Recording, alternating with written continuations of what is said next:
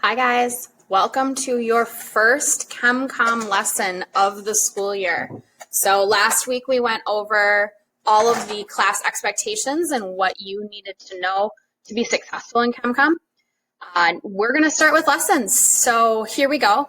I am going to use this app called Loom to help you break down a video that we are watching today. So this is a video that we always watch at the beginning of the school year. It does a really good job of showing you kind of what chemistry is and what we're talking about when we're talking about chemistry.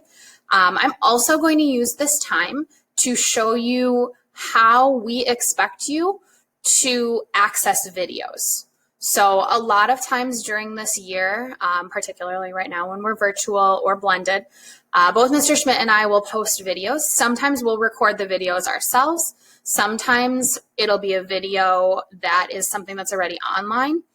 The biggest thing to know is that you can always pause or rewind a video.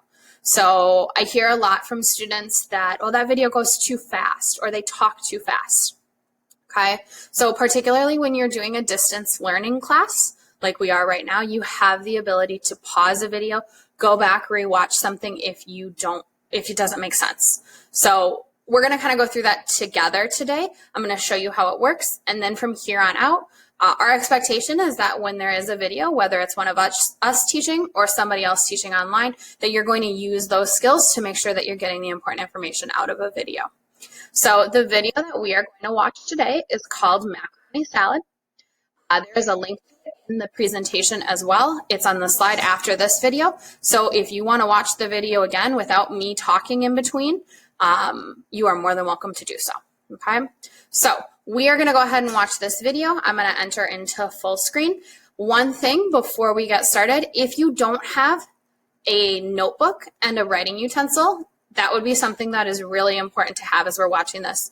I would make it somewhere where you're going to keep all of your ChemCom notes and materials throughout the course of the year. As we get going, yes, a lot of this stuff is online, but it's definitely nice to have somewhere to jot things down. We are going to be doing some calculations, some math. Yes, there's math and chemistry. Yes, you're going to see some. So having a place where you can keep all of those things would be important.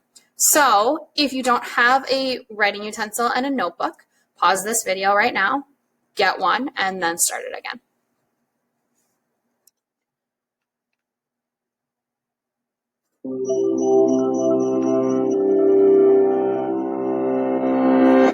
The world we live in is made of things. Billions and billions of different things, like pickles and pianos and dump trucks and octopi. And even though these things seem totally different, they're all made of the same stuff, just combined in different ways. To give you an idea of how this combining works, let's take something apart. Let's start with this bowl of macaroni salad. If you were to reverse a recipe for macaroni salad, you'll see it's made by mixing together a bunch of ingredients, like macaroni, mayo, vinegar, vegetables, and mustard. This type of combining is called a mixture. When you make a mixture, you're combining two or more things together without actually changing the chemical identity of those things.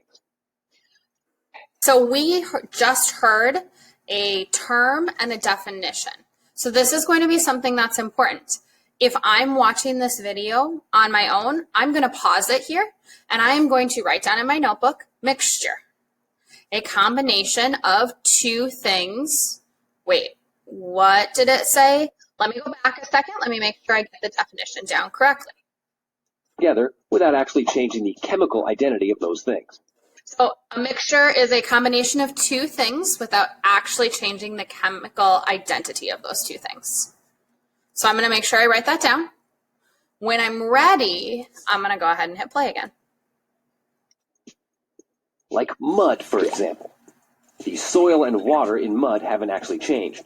They're still soil and water. You've just created a mixture of soil and water. Mud. It turns out that macaroni salad is actually a mixture of mixtures, because many of the ingredients, like mayo and mustard, are already mixtures themselves, which is nice for us, because if we look closely, we'll see the three main types of mixtures that exist. The size of the particles in a mixture determines the type of mixture. So this looks like something that might be important to put into my notebook. It's kind of like a chart, and usually charts have really important information. We know we were just talking about mixtures, so this is getting into the different types of mixtures. And it looks like if I look at the pictures here, this one has really small particles, this one has medium particles, this one has really big particles. So I can see that as the size of the particle increases, the type of mixture changes from a solution to a colloid to a suspension. So probably under the definition of mixtures in my notebook, I'm going to write solution, colloid, and suspension, and either draw those pictures or write in words, solution, small particles, colloid, medium particles, suspension, big particles. When I'm ready, I'm going to hit the play button again. One end of the scale is a suspension, like our muddy water example. You get this if you take big chunks of something and mix it with something else, so those chunks are just floating around. Take runny mustard, for example. You'll see a bunch of little particles like mustard seeds, pepper, allspice, and minced shallots all floating around in a liquid, in this case, vinegar and water. This is called a suspension because you've got particles of one thing suspended in another. Now, on the other end of the spectrum is a solution. The particles in this mixture are so small, they are the actual molecules. A solution is sort of like a suspension of molecules, where one type of molecule is blended or dissolved with another. Vinegar is an example of a solution where the molecules of acetic acid are blended with molecules of water. So I just heard them use another word in there. They've actually used two of them. And maybe you've heard these and they are pretty common for you at this point. Maybe not. I heard them use particle before, and now I just heard them use molecule. So those are definitely scientific words. As I'm watching this video, if those words sound like something I haven't heard before, I might write them down in my notebook with a question mark next to them, or write them down and open up a new tab and look them up. I'm assuming in this case that most of us have heard of these words before because we've taken other science classes. Maybe we're still a little shaky on what the definition of a molecule is versus a particle. And we're going to get into that. But I'm just using this as an example. If those were terms that you had never heard of before, you could always pause the video, make sure you knew what they meant, and then come back and start the video again.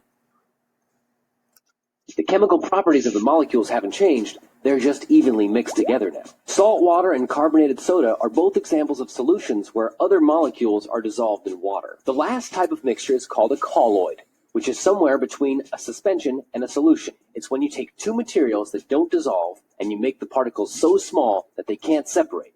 Mayo is what happens when you take oil and water, which don't mix, and you bind them together, usually with the help of another substance called an emulsifier. In the case of mayo, it's lecithin found in eggs.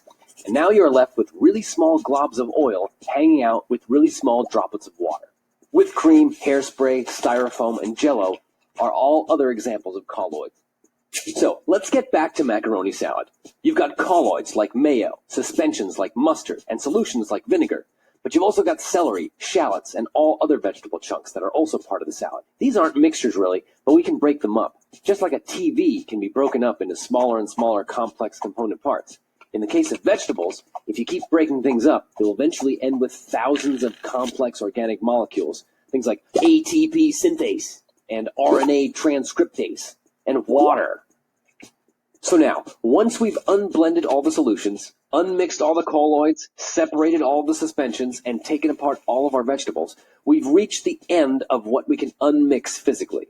What we're left with is a whole bunch of molecules, and these molecules remain chemically the same, whether they are by themselves or thrown together in a salad.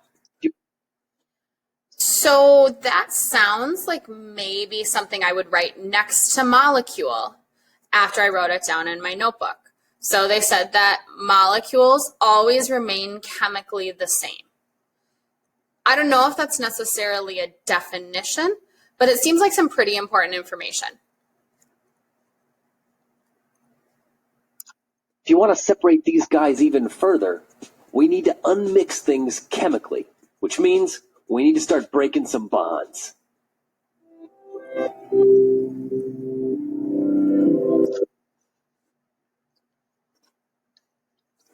So what we just did was went through an example of how to access a video during virtual learning. It kind of covered two things at once because that video that we watched is actually an important video. We're going to spend the next couple of lessons dealing with some of the things that are in it. It talked about mixtures of mixtures and different kinds of mixtures and particles and molecules. And we heard a little bit at the end about atoms and bonds. And all of those things are things that make up chemistry. So that's where we're headed with this. You do have an understanding check at the end of this lesson. So make sure that you take the time to take that. That is how you are going to earn your points and get your grade for completing this lesson. So sometimes in these lessons, after you finish watching a video, you might have some practice or something else to learn.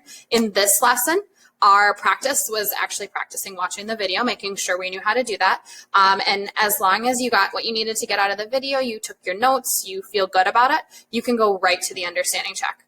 Again, if you didn't feel good about the video, you feel like you need to watch it again, on the next slide is going to be the link just to the video without me talking. So you can watch it again, start to finish. You can work on pausing it where you need to pause it, and then just make sure you take that understanding check.